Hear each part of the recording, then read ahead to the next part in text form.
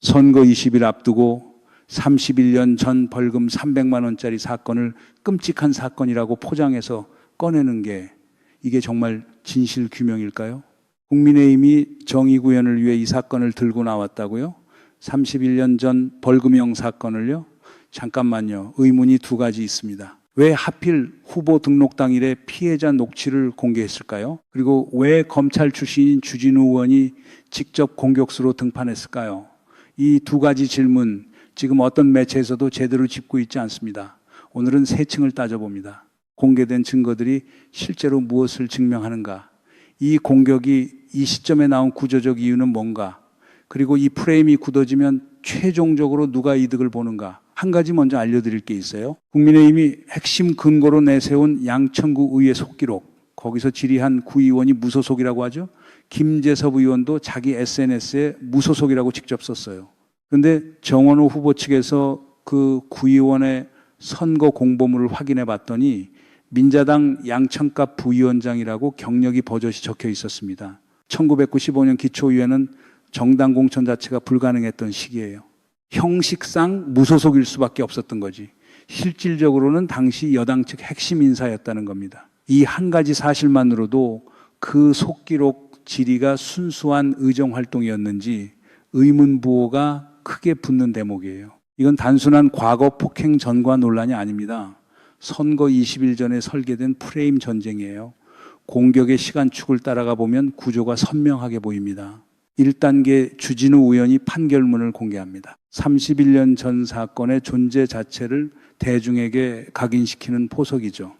2단계 다음날 김재섭 의원이 양천구 의회 속기록을 들고 나옵니다. 여기에 여종업원 외박 요구 의혹이라는 완전히 새로운 소재를 결합시켰어요. 폭행이라는 단어에 성적 뉘앙스를 붙여서 감정적 혐오감을 극대화하는 전술입니다. 본인의 추잡한 폭행 전과를 5.18 민주화 운동으로 포장해 국민을 속여왔다. 이런 문장까지 기자회견에서 나왔어요. 3단계, 오늘 주진우 의원이 다시 등판해서 피해자 육성 녹취를 공개합니다. 정원호 후보가 일관되게 해명해왔던 5.18 관련 논쟁 원인설과 첫날 사건 존재 각인, 둘째 날 감정적 혐오 자극, 셋째 날 해명 경로 봉쇄, 매일 한 단계씩 같은 당 의원 2명이 릴레이로 에스컬레이션 하고 있어요.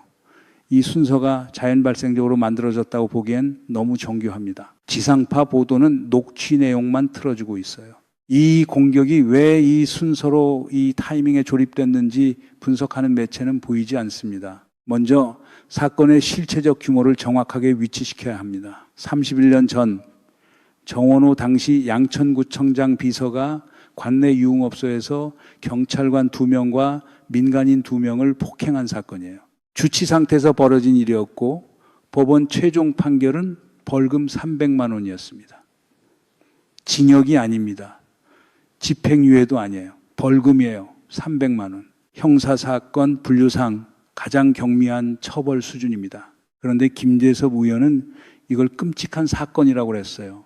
그야말로 지저분한 주폭 사건이라고까지 했습니다. 벌금 300만 원짜리 사건에 끔찍하다는 형용사가 붙으면 매년 대한민국 법정에서 처리되는 수만 건의 폭행 사건에는 대체 어떤 단어를 써야 할까요?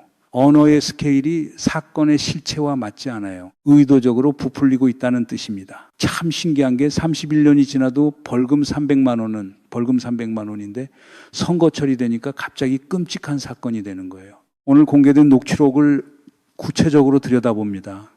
피해자가 지인에게 당시 심정을 토로한 내용이에요.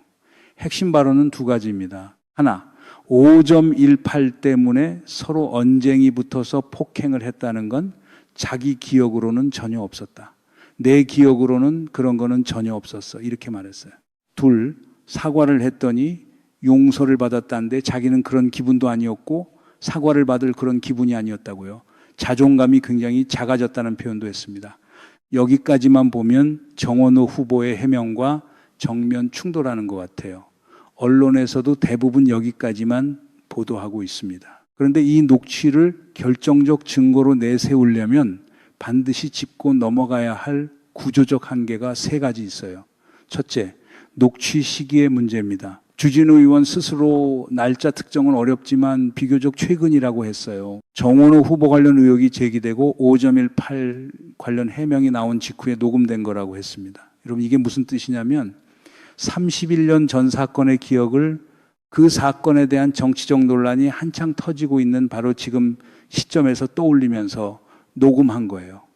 기억 연구의 가장 기본적인 원칙이 있습니다. 30년이 지난 기억은 그 기억을 떠올리는 시점의 맥락과 감정에 강하게 영향을 받아요. 뉴스에서 관련 보도가 매일 쏟아지고 정치권에서 이 사건을 놓고 공방이 벌어지는 한복판에서 녹음된 기억의 재구성이 사건 직후 법원이 증거를 심리하고 작성한 판결문보다 더 정확하다고 단정할 수 있을까요? 이 질문을 던지는 매체가 현재 거의 없습니다. 둘째, 주진우 의원 스스로 인정한 한계가 있어요. 이번 공격 전체에서 감정적으로 가장 폭발력이 큰 소재가 뭐예요?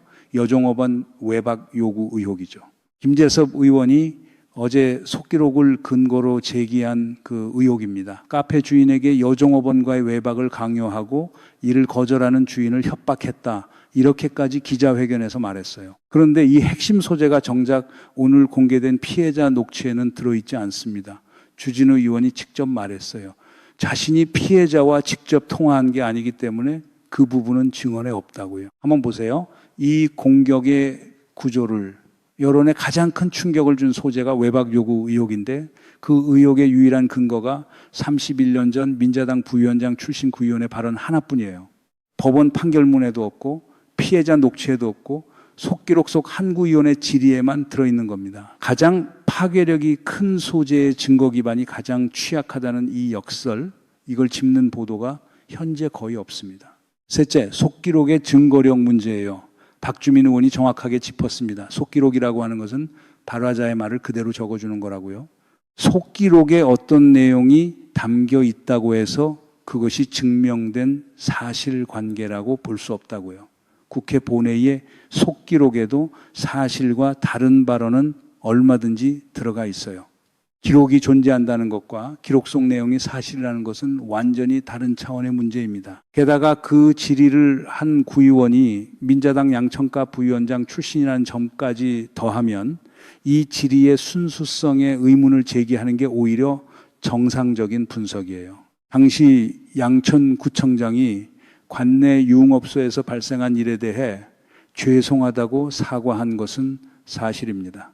하지만 사건 자체를 부인하지 않은 것과 속기록 속 구의원의 구체적 주장이 전부 사실인 것은 같은 이야기가 아니에요. 같은 사건에 대해 매일 한 단계씩 같은 당의원 2명이 릴레이 공격을 하고 있습니다. 이 패턴이 자연 발생적 진실 규명이라고 보이세요?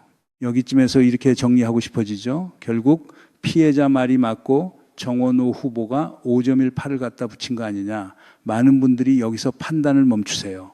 근데 잠깐요. 여기서 놓치면 안 되는 게 있습니다. 법원 판결문이에요. 판결문에는 정치적 관련 논쟁이 폭행의 원인이었다고 명시되어 있습니다.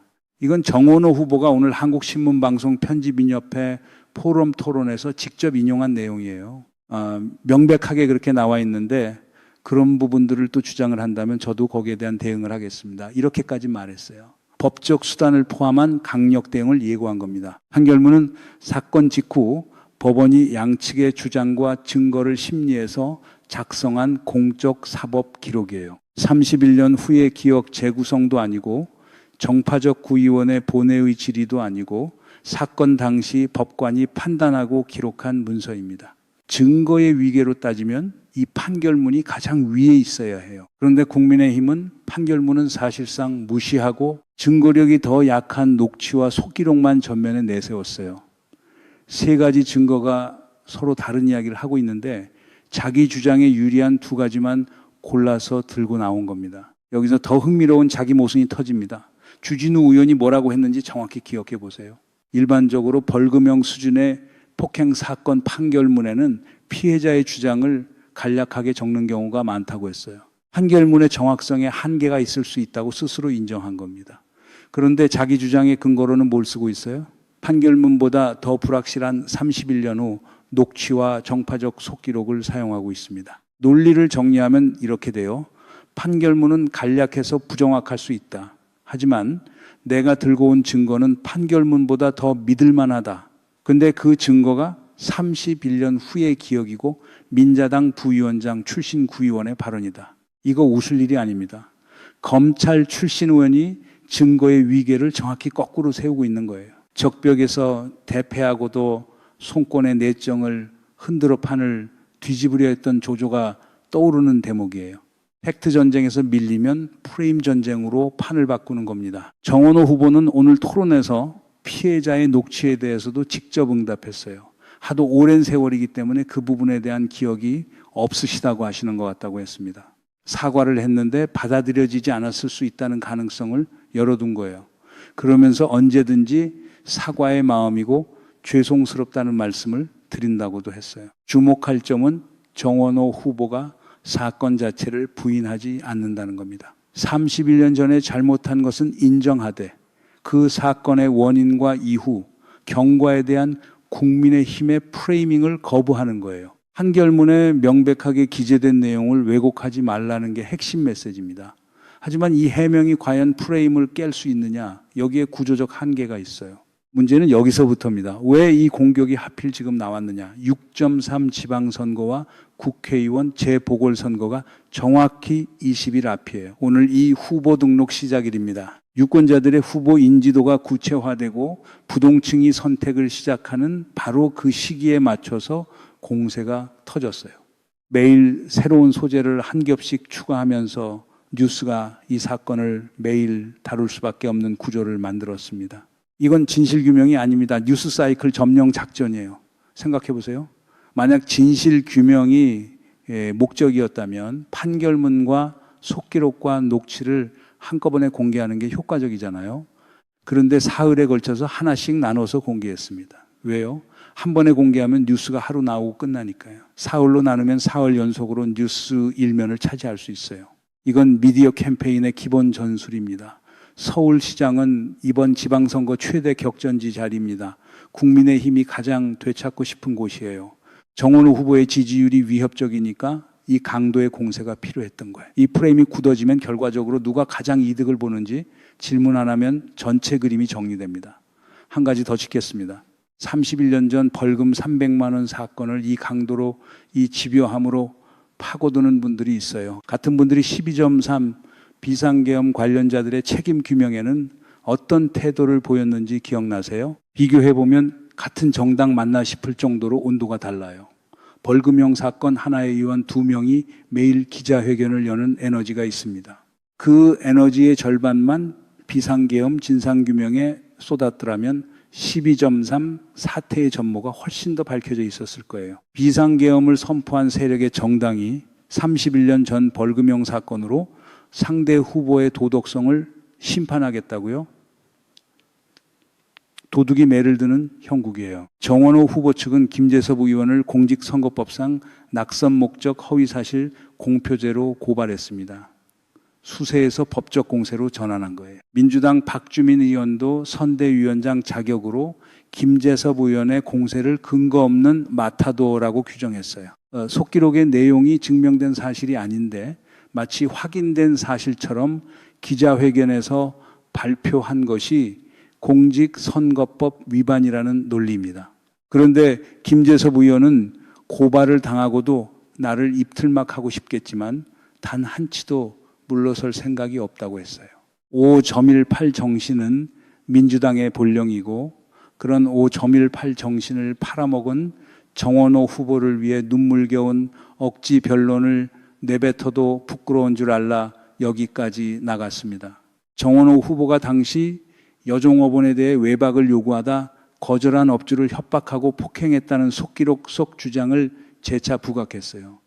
여기서 주목해야 할 게 있어요. 김재섭 의원은 5.18 정신을 팔아먹었다는 프레임을 걸고 있습니다. 정원호 후보가 5.18을 악용했다는 구도를 만드는 거예요. 그런데 정작 5.18과 이 사건의 관계를 법적으로 확인한 유일한 문서인 판결문에는 정치적 논쟁이 원인이었다고 적혀 있어요. 5.18을 팔아먹었다고 공격하는 측이 5.18 관련성을 입증한 판결문은 무시하는 모순적 상황인 겁니다. 고발당했는데 왜 멈추지 않느냐? 멈출 이유가 없기 때문이에요. 의혹 제기 자체가 이미 프레임을 형성한 상태거든요. 팩트가 확인되든 안 되든 주폭이라는 이미지가 유권자 머릿속에 한번 밝히면 그걸로 목적 달성입니다. 31년 전 벌금이 문제가 아니라 20일 후 선거가 문제인 겁니다. 이 공격의 구조적 비대칭을 정리합니다. 공격 측은 의혹만 제기하면 목적을 달성해요. 사실 확인이 되든 안 되든 상관없습니다. 주폭이라는 단어, 여종업원 외박이라는 이미지, 이것들이 뉴스에 한 번이라도 올라가면 유권자 뇌리에 각인됩니다. 그 다음에 무슨 해명이 나오든 최초의 인상이 이기는 구조예요. 반면 방어 측은 31년 전의 모든 것을 완벽히 입증해야 합니다. 해명하면 할수록 뉴스의 사건이 다시 오르고 방어할수록 상대가 설정한 프레임 안에서 움직이게 돼요. 반박 자체가 공격 측의 뉴스 소재를 공급하는 역설적 구조입니다. 법정 드라마에서 증거가 아니라 배심원의 인상으로 승부를 거는 장면이 있잖아요. 지금 벌어지고 있는 게 정확히 그 구도예요. 서울시장 선거 격전지에서 감정적 인상과 법적 사실 사이에 괴리를 의도적으로 벌려놓는 것. 이게 이번 공격의 핵심 전술입니다. 이게 부동층에 미치는 영향을 생각해 봐야 해요. 정치적으로 강한 지지 기반이 있는 유권자는 이런 공격에 흔들리지 않습니다. 하지만 부동층은 달라요. 후보에 대한 정보가 제한적인 상태에서 가장 먼저 접한 이미지가 굳어지거든요. 주폭이라는 단어가 한번 각인되면 벌금 300만 원이라는 맥락은 사라지고 감정적 인상만 남습니다. 선거 20일 전이라는 타이밍이 우연이 아닌 이유가 여기에 있어요. 부동층이 후보를 처음 인지하는 그 시점에 폭행과 여종업원이라는 단어를 결합시켜서 뇌리에 박아놓는 거예요. 보수 매체들은 녹취 내용만 반복 재생하고 있어요. 이 공격의 타이밍과 설계를 분석하는 보도는 찾기 어렵습니다. 미디어 확산 경로를 한번 따라가 보세요. 국민의힘 의원이 기자회견을 엽니다. 그 즉시 보수 매체가 속보로 보도해요. 기자회견 영상이 유튜브에 올라가고 SNS에서 자극적인 문장만 잘라낸 클립이 퍼집니다. 댓글에서 주폭 후보라는 프레임이 재생산되고 커뮤니티에서 확산돼요. 이 과정이 매일 반복되고 있습니다. 사실 확인이 완료되기 전에 프레임이 이미 고정되는 미디어 역학이에요. 그리고 핵심은 이겁니다. 한번 형성된 프레임은 나중에 사실관계가 밝혀져도 쉽게 바뀌지 않아요. 정정 보도는 한 줄이지만 원래 보도는 사흘 동안 일면을 차지했잖아요. 31년 전 사건의 진실이 뭐였든 선거 20일 전에 형성된 인상이 투표함까지 따라갑니다. 이 사안 하나에 투입되는 미디어 에너지를 12.3 비상계엄 책임 규명의 같은 강도로 쓴다면 어떤 결과가 나왔을까요? 같은 의원들이 같은 집요함으로 비상계엄 선포 과정의 문서와 통화 기록과 증인 진술을 매일 공개했다면 12.3의 전모가 훨씬 더 드러나 있었을 겁니다. 에너지의 배분 자체가 이 정당의 진짜 우선순위를 보여주고 있어요. 처음에 질문 던졌습니다. 31년 전 벌금 300만 원짜리 사건을 선거 20일 전에 꺼내는 게 진실 규명이냐고요. 지금 시점에서 보이는 건 이게 진실 규명이 아니라 선거 프레임 전쟁이었다는 겁니다. 처음에는 폭행전과 문제처럼 보였어요. 31년 전 사건이 새로 발굴돼서 진상을 밝히는 과정인 줄 알았던 분들도 계셨을 거예요. 하지만 구조를 들여다보면 뉴스 사이클 장악, 부동층 이탈 유도, 후보 이미지 훼손 작전이에요. 매일 새로운 소재를 한 겹씩 쌓아 올리면서 해명 자체를 불가능하게 만드는 설계가 보입니다. 판결문이라는 가장 강한 증거는 무시하고 31년 후 기억과 정파적 속기록이라는 약한 증거만 전면에 내세운 것, 그 자체가 이 공격의 목적을 말해주고 있어요. 진실을 밝히려면 가장 강한 증거부터 들어야 합니다. 가장 약한 증거부터 들고 나왔다는 건 진실이 목적이 아니란 뜻이에요. 여러분이 이거 뭔가 이상한데 라고 느꼈다면 그 감각이 정확했던 겁니다. 이게 끝이 아닙니다. 선거일까지 이 패턴은 반복될 거예요. 매일 새로운 증거가 추가되고 매일 새로운 기자회견이 열리고 매일 새로운 의혹이 제기되는 구조입니다. 정호는 후보 측이 법적 대응을 하면 그것마저도 뉴스 소재가 돼서 사건이 다시 화제에 오릅니다. 방어하는 행위 자체가 공격 측의 프레임을 강화해주는 구조예요. 앞으로 20일 동안 유권자의 판단력이 시험받는 시기입니다. 이 영상에서 따져본 구조를 기억해 주세요.